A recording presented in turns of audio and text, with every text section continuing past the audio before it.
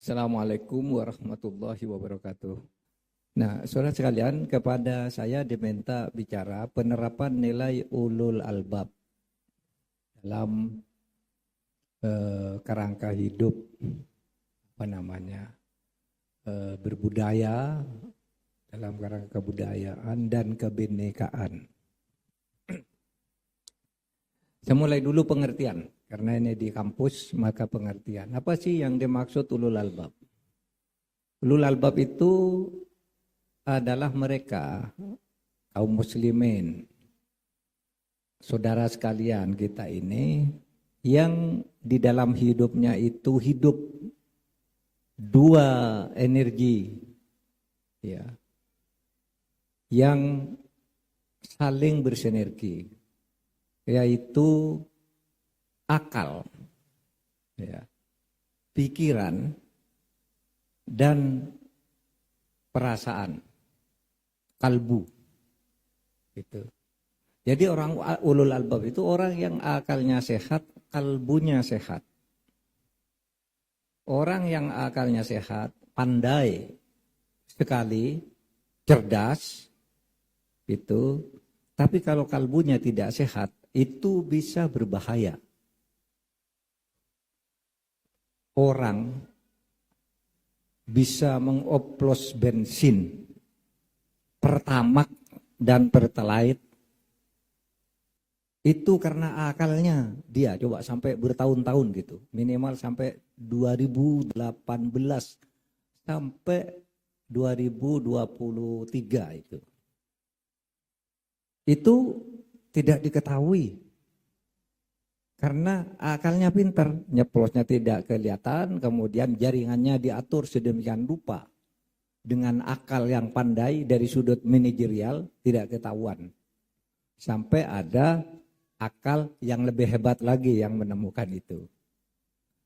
Nah, itu kalau orang akalnya hebat, akalnya bagus, otaknya cerdas, itu bisa berbahaya kalau tidak disertai dengan nurani dan kalbu yang sehat, yaitu kalbu yang selalu berzikir. Otak selalu berpikir, kalbu selalu berzikir. Nah, itu yang perlu difahami dulu. Apa sih ulul albab? Ulul albab itu yaitu orang yang cerdas otaknya, mulia wataknya. Nah, kisah dari asbabun nuzul dari turunnya ayat ulul albab ini juga, saudara sekalian, itu sangat menggetarkan dan mengharukan. Jadi menurut riwayat turunnya ayat ini ada peristiwa di mana Nabi itu tidak datang ke masjid. Biasanya Nabi itu menjelang subuh itu sepertiga malam terakhir itu sudah ke masjid sampai sholat subuh. Ini sampai waktu adzan subuh Nabi tidak datang ke masjid. Padahal rumah Nabi dengan masjid itu dekat.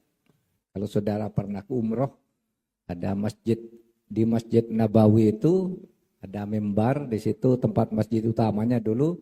Lalu di situ ada rumah Nabi yang sekarang jadi makam. Di situ makam Nabi. Itu dekat. Biasanya Nabi sepertiga malam terakhir ke situ, suatu saat tidak datang. Sehingga Abu Bakar, Umar dan para sahabat lain gelisah. Wahai Bilal, coba sebelum kamu adzan subuh, sebelum kamu kumandangkan panggilan sholat subuh, kamu tengok dulu kenapa Nabi ini belum datang. Berangkat Bilal ke sana, ke rumah Nabi. Sampai di depan rumah pintu Nabi, Bilal kaget karena mendengar ada tangisan. Tangisan yang sangat mengharukan tapi cukup pelas.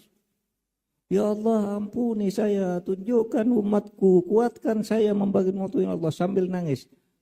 Bilal masuk, lalu memeluk Nabi, wahai Rasul, kenapa engkau sampai menangis seperti ini?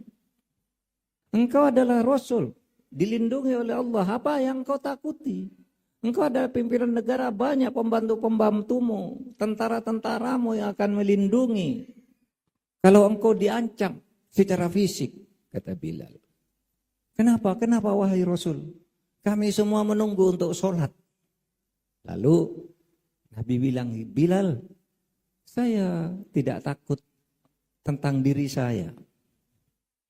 Saya takut umatku kelak tidak menjadi ulul albab. Kalau saya sendiri insya Allah dijamin oleh Allah sebagai kekasih Allah, tidak terlalu susah untuk menghadap beliau nanti di surganya. Saya hidup, ada kamu semua yang bisa membelaku, tapi yang saya takut umatku kelak. Kenapa wahai Rasul? Ini baru saja Jibril datang kepada saya dan membacakan ayat yang sangat menggetarkan, yaitu ayat tentang ulul albab.